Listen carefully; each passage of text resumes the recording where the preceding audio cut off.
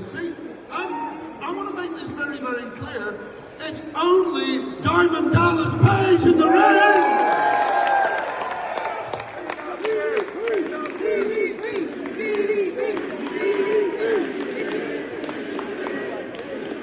Yes, it's me. It's DDP. Thank you very much. I'm out of here. Don't forget to check out the photo table and welcome back to Manchester. It's been a long time, or too long since you've been in town. And welcome to the Love of Wrestling. How's your weekend been, my friend? Actually, the weekend's been great. I want everybody in this arena. Everyone here, I want you to pick up your right hand. Now, just for being here, putting all the work in and making all of us feel so good, give yourself a self-high five. Very good, it's been amazing. My wife, Paige, and I got here. Yes, my wife's name is Paige. So right about now you're thinking, oh my God, her name's Paige. Hey, honey, where are you at? What's your maiden name? McMahon. Can't make that shit up. No chance. No relation. So, she's actually Paige McMahon Paige, but everybody calls her Paige. So we got here 12 days ago. Up in Windermere for a while, loved it up there. She climbed the highest mountain up there, and then we went to Glasgow, did a DDP yoga workshop, and it was amazing. Had like 97 people working out with us. Then we went down to Newcastle. We got another 75, 80 people working out with us. And then we went to Wales for 3 days. And she climbed the highest mountain over there. All right, what's your name? Andrew. Everybody say, hey, Andrew. Hey. That was kind of lame. Everybody say, hey, Andrew. Hey, Andrew. Much better. Thank you. Quick question for you. You've always been great. You've been a great advocate for mental health and physical well-being. Who started you on that journey, meaning from the wrestling business standpoint? Who was a positive influence on you after, you retired from the in-ring competition? Not so much wrestling. Guys who was in wrestling, of course, the late, great Dusty Rhodes. He was one of the most positive guys that I've ever been around. And sometimes in this business, there's people like, you gotta pull, it's like Rome with muscle. You gotta pull some daggers out of your back. And I could see it all happening. And I would say to him, how can you stay so positive in some of these scenarios? And he said, D, never sell a thing. In other words, never sell a thing. Stay positive.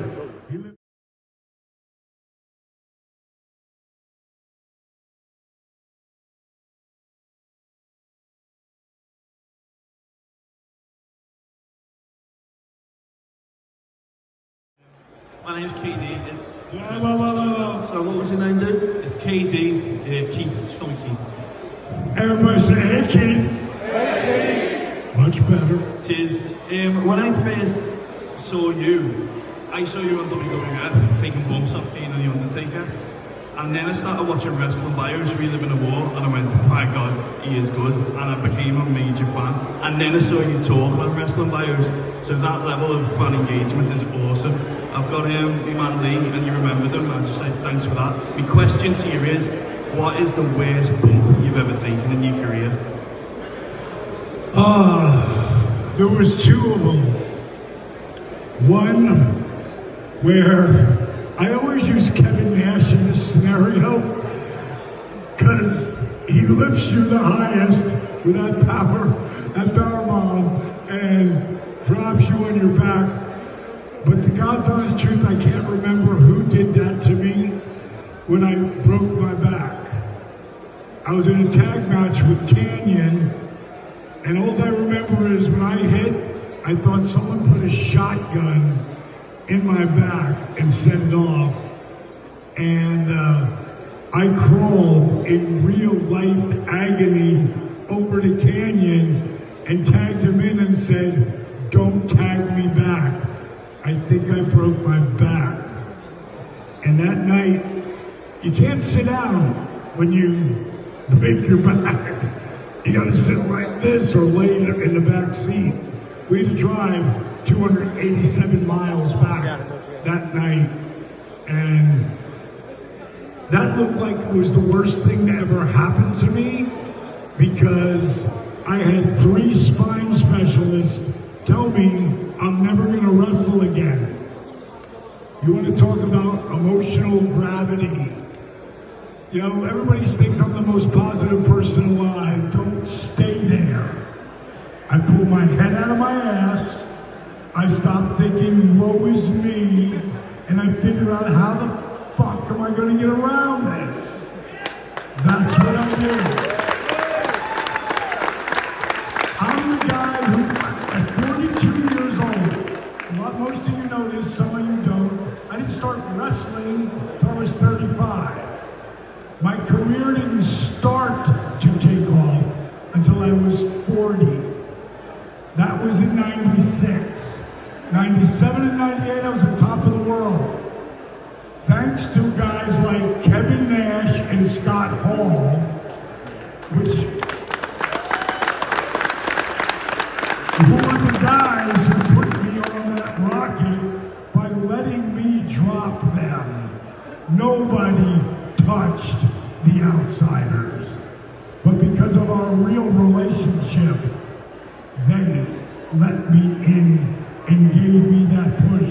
And of course, Randy Savage took it to the next level for me. That was, no one said, Randy, Dallas is going over. Randy said, Dallas is going over.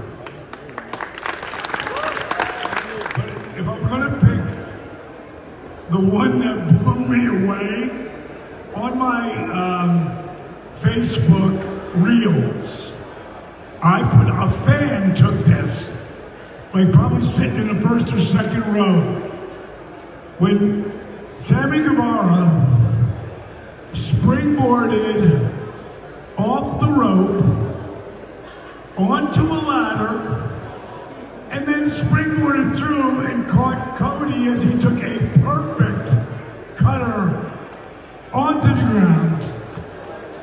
Think of working in the horror industry. I was a part of a little movie called Devil's Rejects, which is easily like, it's, if you've ever seen Reservoir of Dogs, which is a Tarantino movie, which is unbelievable.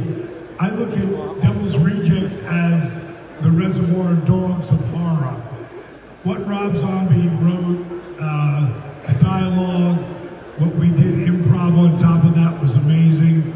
The really cool part is it's Christmas and I'm living in LA, and Kimberly and I are still together at the time, and we're buying Christmas trees.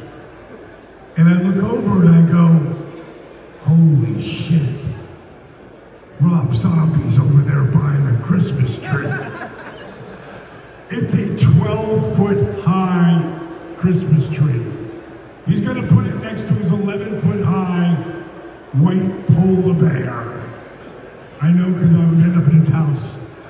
So I walk over to him and I was like, hey, Rob Zombie. He looks like, oh, I'm Diamond Dallas Page. He's like, didn't I just meet you? And I met him at a year before in LA, the Staples Center. And I said, well, I didn't know if you remembered me or not. He goes, like I'm gonna forget you? And we ended up having a conversation, believe it or not. And if you've seen a Rob Zombie movie, he pushes the boundaries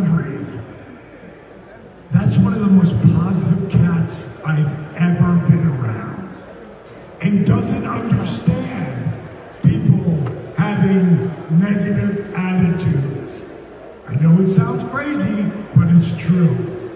And what I ended up doing was going to dinner with him, and at that time he was like, man, you must live in the gym. And I said, dude, I don't even lift weights anymore.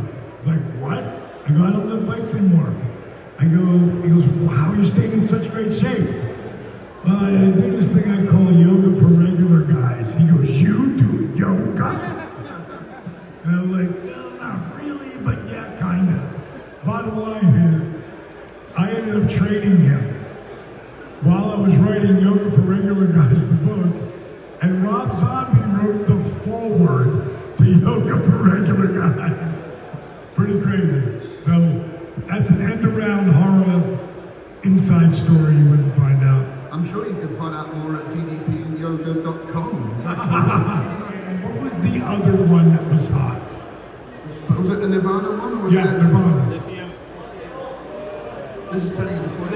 Come as you are. Come as you are. Oh, that was, It was either one, but I really liked Team Spirit a little better. And he listened to both, and then he said, how about this? I said, yeah, that's what I wanted to sound like. He goes, no, that's what I just did. I said, what do you mean? I said, we'll get in trouble for that, dude. It sounds exactly like it. He said, no, it's not. I'm Sonny. Wait, what's the name? Sonny. Sonny. All right, good cleanup. I have a question. Is there anybody right now that you'd want to fight? Like any current wrestlers that you'd want to fight? Any current wrestlers you'd like to fight?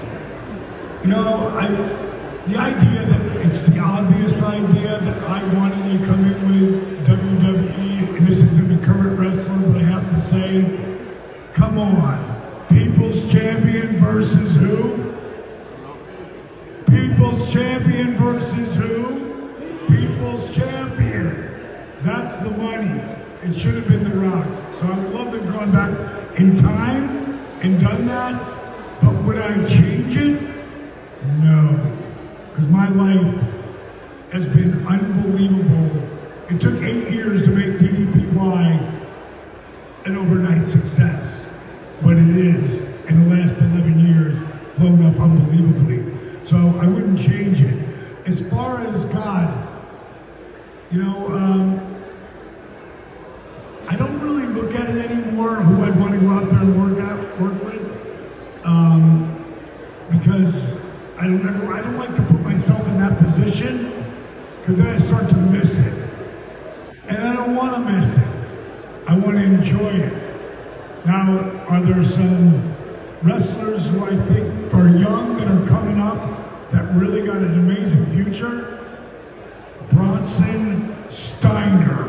I'll call him his real name, what they should be calling him. Braun Breaker, I think is going to be a big star. I think Mello is going to be a big star. And I'll tell you, a guy that most people don't know his work. I don't really know his work, but I know the person I met and the character, and I heard him talk, and that's that kid from, who's right there with Mello, Trick Williams. He's going to be a huge star. He's got it. Whatever it is, he's got it.